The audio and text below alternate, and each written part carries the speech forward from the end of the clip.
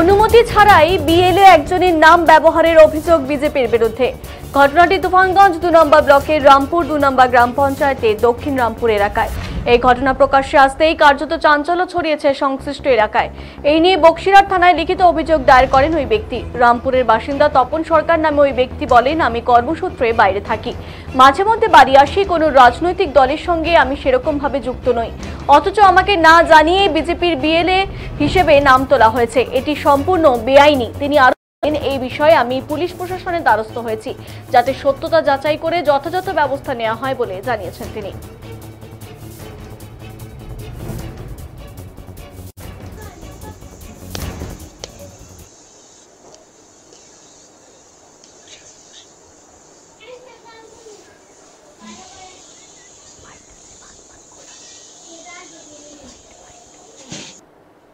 বিজেপির নেতা সুধীর বর্মন, অনিমেষ সরকার,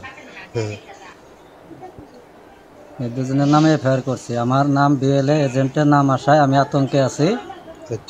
তো এই বিষয়ে আমি কিছু জানি না।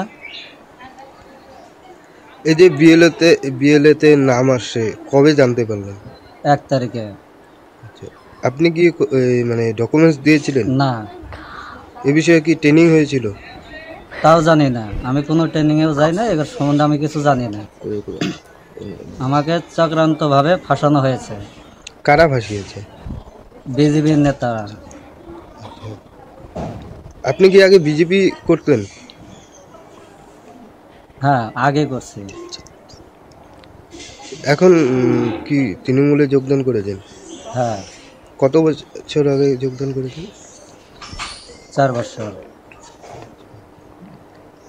এই যে বিএলএতে এজেন্টের নাম আসছে আপনার, আপনি কি আতঙ্কে আছেন? হ্যাঁ, আতঙ্কে আছি। এ নিয়ে কি অভিযোগ দায়ের করেছেন? হ্যাঁ, থানায় অভিযোগ দায়ের করেছি। এখন কি চাচ্ছেন? আমি চাচ্ছি এটা খতিয়ে দেখা হোক, কিসের জন্য আমার ডকুমেন্টস নথিভুক্ত হলো আমার অজান্তে। আপনি কিছু জানেন না? না। পুরোপুরি চক্রান্ত করে আপনাকে ফাঁসানো হয়েছে? পুরোপুরি চক্রান্ত।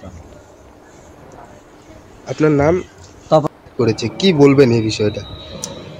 দেখেন, কানাই বিলের বিষয়টা একদমই আলাদা। কারণ তৃণমূল এটা চক্রান্ত, কীভাবে বিজেপির এটা বদনাম করা যায়। কারণ 45 বুথে আমরা কাগজে কলমে কোনো বিএলএ টুই নেই, তার সত্ত্বেও মানুষকে ভয় দেখিয়ে চাপ সৃষ্টি করে মিথ্যা আমার নামে একটা অভিযোগ, এটা একদম সাজানো অভিযোগ, জোর করে একটা অভিযোগ ওরা করতে বাধ্য করেছে। যে তপন সরকার আমার নামে যে অবজেকশনটা করছে সেটা পুরোটাই ভিত্তিহীন।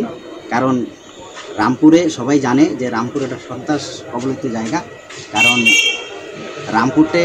রামপুরে তৃণমূলের পিছনে জনগণ তো নেই, কারণ ওরা ভালোভাবেই জানে 23-এ ওরা যেভাবে মানুষের ভোট লুট করেছে, 24-এ তার জবাব দিয়ে দিয়েছে মানুষ, 24-এ তাদেরকে কিন্তু বুঝিয়ে দিয়েছে।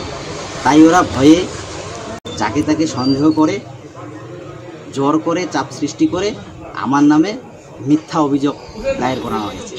এটা সম্পূর্ণটাই ভিত্তিহীন। রামপুরে এরকম একটা জায়গা, রামপুরবাসী ওরা সবাইকেই ভাবে যে সবাই বিজেপি করে। যখনই নির্বাচন আসে ওদের ভিতরে সবসময় ভয় দুর্বলতা থাকে, ওরা কাউকে বাঁধে না। যারা ওদের সঙ্গে শাসক দলে নেতৃত্ব দিচ্ছে তাদেরকেও ওরা সন্দেহ করে। দেখুন, রামপুর যে কানাইবিল 45 নম্বর বুথ, সেটা বর্তমান যে তৃণমূল আছে, তৃণমূলের ব্লক সভাপতি নিরঞ্জন সরকারের বুথ। সেখানে বিজেপির হয়ে কেউ মানে এজেন্ট হতে চাচ্ছে না, কারণ ওনার সন্ত্রাসের ভয়ে উনি বিভিন্ন ধরনের হুমকি দিচ্ছে।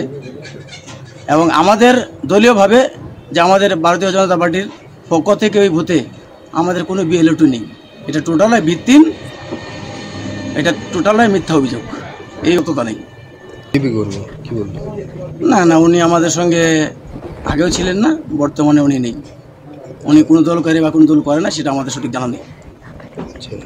এটা কি যে অভিযোগটা হচ্ছে এটা কি টোটালটাই ভিত্তিহীন? টোটালটাই ভিত্তিহীন, টোটালটাই চক্রান্ত, যে বিজেপিকে একটা বদনাম কারণ যায়, এটুকুই, তাছাড়া কিছুই না। কারণ বর্তমানে তৃণমূলের যে বর্তমানে যে পরিস্থিতি এসআইআর নিয়ে যে ভয়ভিত্তি, সেই ভয়কে কাজে লেগে তারা এই কাজগুলো করছে, যে আগামী দিন সেই সরকারটা থাকবে কি না, এই আতঙ্কে তারা এইসব কাজগুলো করছে। মিথ্যা এই বিষয়টা আমাদের ভাবার বিষয় না, যেহেতু আমি যেটা শুনেছি বিগত দিনে ও বিজেপি করত, এখন কোন বিজেপি নেতা ওর নামে এজেন্ট দিয়েছে আমাদের জানা নাই। তো সেটা নিয়ে যদি কমপ্লেন করে থাকে সেটা ওর ব্যক্তিগত বিষয়, এবং আমার মতে আমাকে অজান্তে যদি আমার ডকুমেন্টস দিয়ে কেউ কোনো জায়গায় কোনো কিছু করে, আমি তার এগেনস্টে কমপ্লেন করতাম, আমিও করতাম। বিজেপি অভিযোগ করছে যে তিনি বিজেপির কর্মী এবং সদ্য তৃণমূলে যোগদান করেছে। না, তৃণমূলের যোগদানের বিষয়টা আমি এখন পর্যন্ত বলতে পারছি না, কারণ তৃণমূলে যোগদান করলে আমি জানতাম বিষয়টা। তো আমরা এগুলো নিয়ে ভাবিত না। এখন যেটা এসআইআর হচ্ছে, আমরা প্রত্যেকটা জনগণের পাশে যাচ্ছি। আমাদের কথা হচ্ছে একজনও বৈধ ভোটারকে আমরা ভোটার লিস্টে নাম কাটতে দিব না। তার জন্য জনগণের পাশে আছি, সাথে আছি। জনগণকে যেভাবে আমাদের হেল্প করতে হয়, আমরা সেটা নিয়েই ব্যস্ত আছি।